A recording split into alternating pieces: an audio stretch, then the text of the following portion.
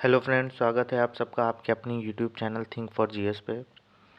जैसा कि आप सभी लोग जानते हैं कि हमारी जो पीवाईक्यू की सीरीज़ चल रही है मेंस की 2023 के पीवाईक्यू जिसमें हम डिस्कस कर रहे हैं, उसी में आज हम एक नया क्वेश्चन आपके सामने लाए हैं कि क्या आप सहमत हैं कि भारत में महिलाओं के प्रति अपराध में वृद्धि हो रही है।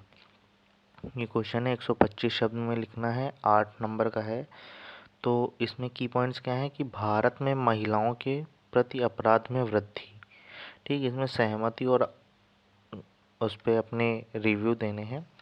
तो आंसर की शुरुआत करेंगे कि 21वीं सदी में जहां एक और महिला सशक्तिकरण और लैंगिक समानता पर जोर दिया जा रहा है। ठीक, हर नेता या कोई भी पार्टी उसके एजेंडे में महिला सशक्तिकरण और लैंगिक समानता मेन पॉइंट्स रहते हैं। ठीक, वहाँ जोर दिया जा रहा है। वहीं महिलाओं के विरुद्ध बढ़ती अपराध व हिंसात्मक घटनाएं चिंता का विषय भी हैं। ठीक है, और महिलाओं के खिलाफ जो अपराध और हिंसा की घटनाएं बढ़ रही हैं वो चिंता का हमारे लिए सबब भी बनी हुई हैं। ठीक, इस अपने वक्तव्य को वेरीफाई कैसे करेंगे, तो राष्ट्रीय अपराध रिकॉर्ड ब्यूरो एनसीआरबी के अनुसार वर्ष 2022 में लगभग 4,45,000 से अधिक महिलाओं के अपराधों की संख्या दर्ज की गई थी, जो कि 2018 में जो अपराध हुए थे उनसे 12.8% ज़्यादा थी।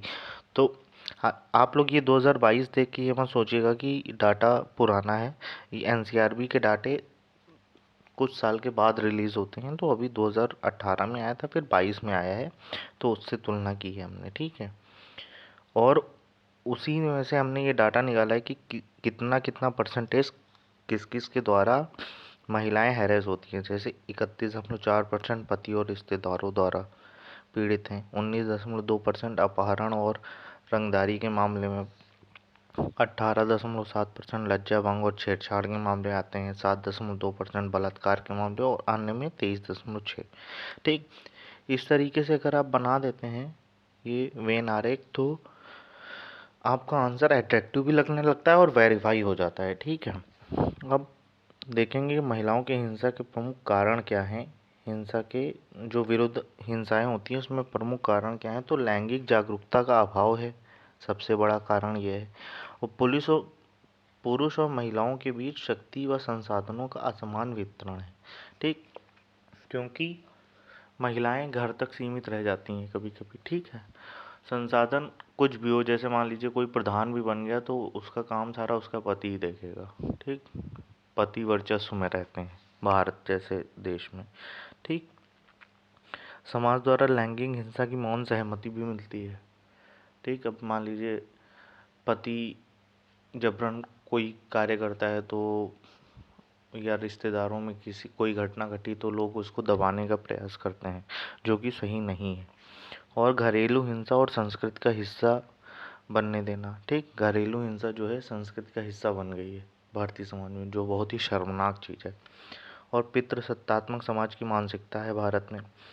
महिलाओं का सामाजिक, आर्थिक और राजनीतिक रूप से कम सशक्तिकरण हुआ है। ठीक, तो महिलाओं के खिलाफ हिंसा रोकने के कानूनी उपाय कौन कौन से हैं, तो आईपीसी की धारा 376 के अंतर्गत बलात्कार को अत्यंत जघन्य अपराध घोषित किया गया है। ठीक, इसके साथ ही दहेज प्रतिषेध अधिनियम 2 बार आया है, 1961 और 1986 में।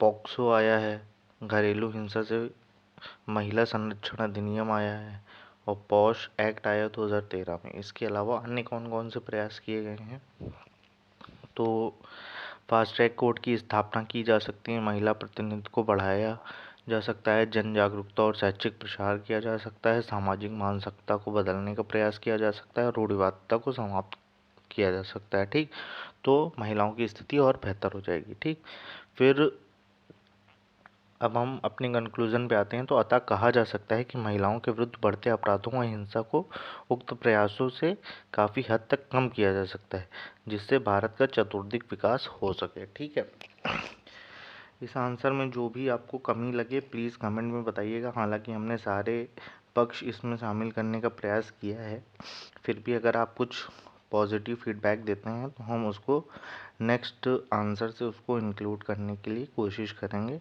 ठीक,